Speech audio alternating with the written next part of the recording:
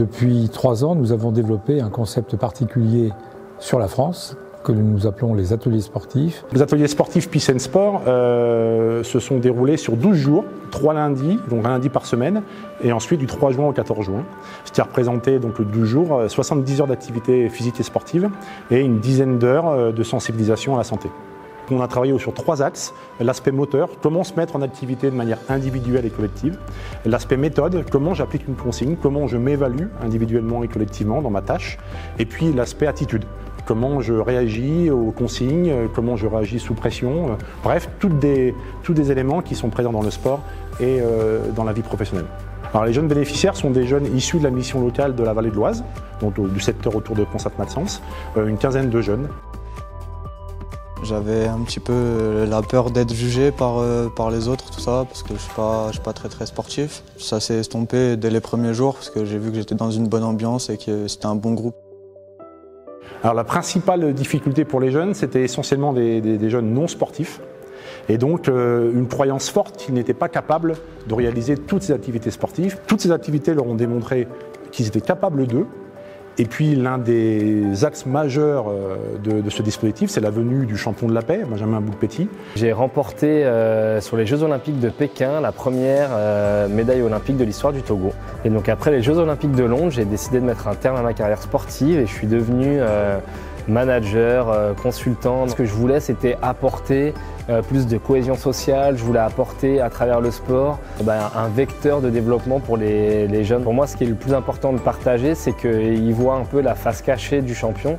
Parce qu'on a une vision d'un champion, celle qu'on voit à la télé, celle qu'on voit dans les magazines ou qu'on peut voir sur les réseaux sociaux. En fait, ce qui est important, c'est qu'ils se rendent compte qu'un parcours du champion, c'est beaucoup de galères, c'est des difficultés, c'est beaucoup de dépassements, de capacité d'adaptation, c'est savoir travailler en équipe.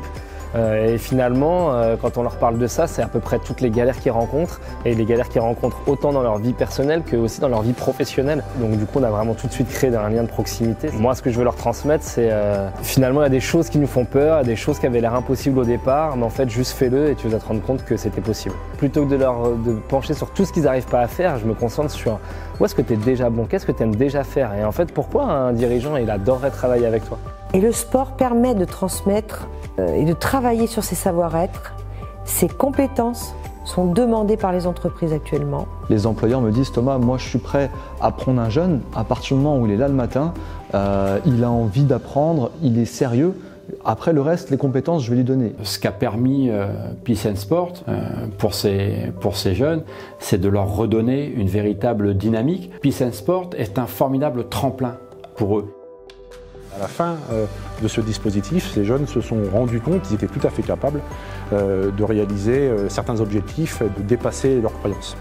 J'ai confiance en moi-même maintenant. Je suis fier de moi aussi. 2 semaines, je fais ça sans souci maintenant. Je me sens très bien. J'aimerais continuer comme ça aussi. J'ai appris à continuer à croire en soi, qu'il fallait de la persévérance. C'était le mental surtout qui jouait.